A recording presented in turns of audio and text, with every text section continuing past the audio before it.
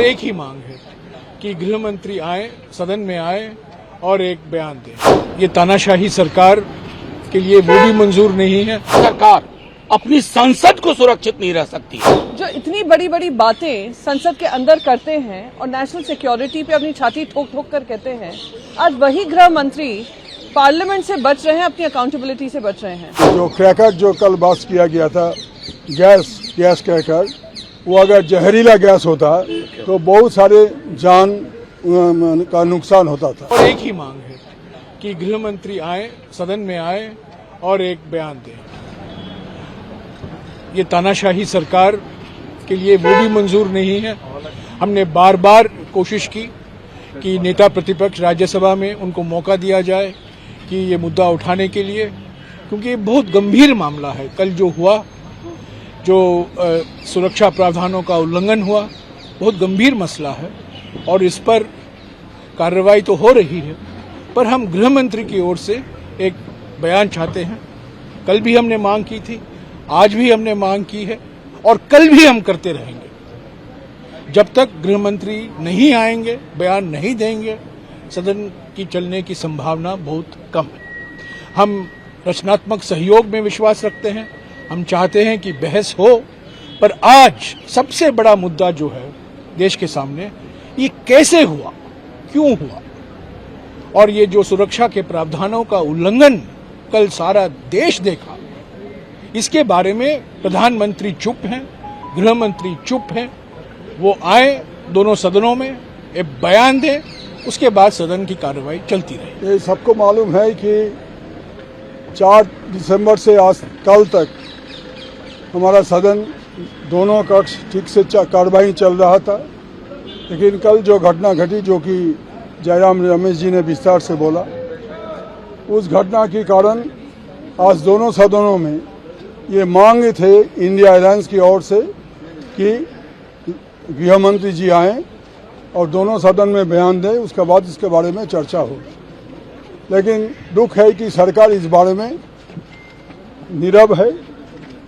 कोई अभी तक कोई स्टेटमेंट गवर्नमेंट की ओर से आया नहीं, ये कभी भी नहीं हुआ। 2001 में जब यहाँ पे हमला हुआ था संसद में, उस समय हमारे जो सिक्योरिटी गार्ड से अपना जान गंवाई, लेकिन किसी को आतंकवादी को अंदर जाने नहीं दिया। ये लोग जो पकड़ा गया है आतंकवादी है कि नहीं हमें मालूम नहीं कौन है, लेकिन इससे पता चलता है कि पार्लियामेंट नए भवन जो बनाया गया उसमें सुरक्षा इतना खराब है कि कोई भी आ सकता है।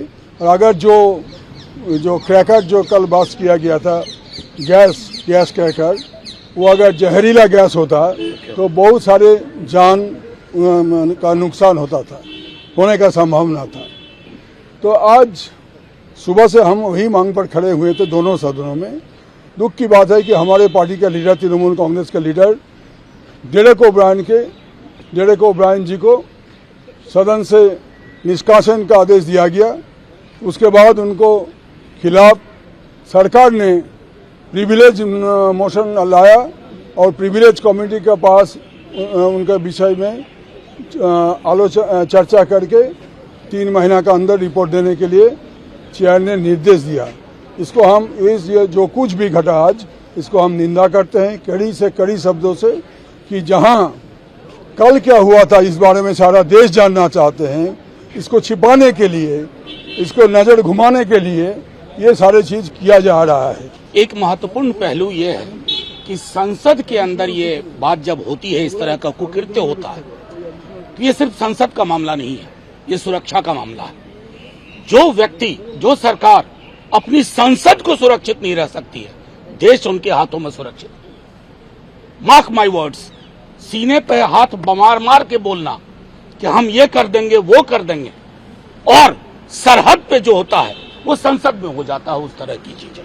तो हम तो कहेंगे आपके हाथ में देश सुरक्षित नहीं है, इसलिए आप 48 घंटे के बावजूद, 48वां घंटा होगा, 24 घंटे आप सामने नहीं आ रहे हैं।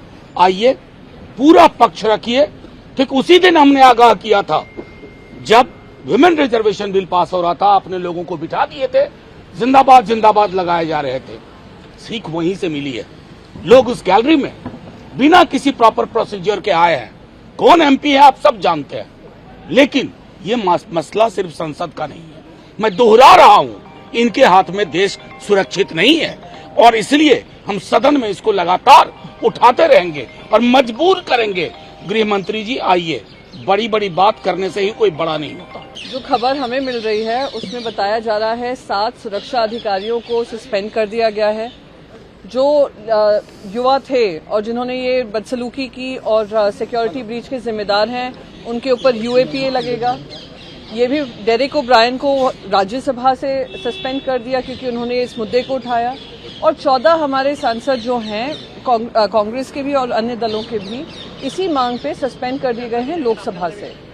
मैं कहती हूं आपने ये सारी कार्रवाई की, पर हम मांग कर रहे हैं कि देश के गृह मंत्री हमें आकर जवाब दें कि सुरक्षा में चूक कैसे हुई। जो इतनी बड़ी बड़ी बातें संसद के अंदर करते हैं और नेशनल सिक्योरिटी पे अपनी छाती ठोक ठोक कर कहते हैं, आज वही गृह मंत्री पार्लियामेंट से बच रहे हैं, अपनी अकाउंटेबिलिटी से बच रहे हैं। ऐसी क्या मजबूरी है कि भारतीय जनता पार्टी के जो एमपी हैं प्रताप सिन्हा, उनसे प्रश्न नहीं पूछा जा रहा है या उन पे कोई कार्रवाई नहीं की जा रही है। ये दिखाता है कि ये जो सरकार है इतनी आत्ममुग्ध है कि नेशनल सिक्योरिटी को दरकिनार कर कर, पार्लियामेंट की सिक्योरिटी को दरकिनार कर कर सिर्फ अपनी वाह लूटने में लगी हुई है। पर जो भी इनके सुरक्षा का दावा है सब खोखला है।